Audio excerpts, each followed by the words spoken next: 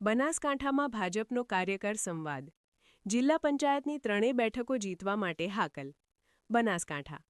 આવનારી જિલ્લા પંચાયતની ચૂંટણીને ધ્યાને રાખીને બનાસકાંઠા જિલ્લામાં રાજકીય ગરમાવો વધ્યો છે.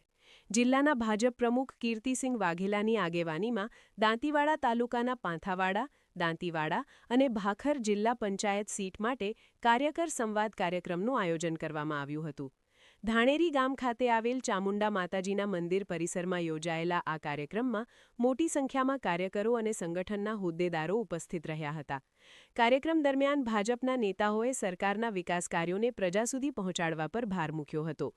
જિલ્લા પ્રમુખ કીર્તિસિંહ વાઘેલાએ કાર્યકરોને સંબોધતા જણાવ્યું હતું કે સરકારના વિકાસના મુદ્દાઓને ઘેરે ઘેરે પહોંચાડીને સંગઠનને વધુ મજબૂત બનાવવું જરૂરી છે.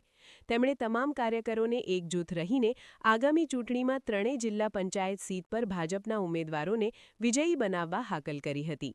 કાર્યક્રમમાં હાજર કાર્યકરોએ પણ ઉત્સાહપૂર્વક ભાજપને જીતાડવા માટે સંકલ્પ વ્યક્ત કર્યો હતો.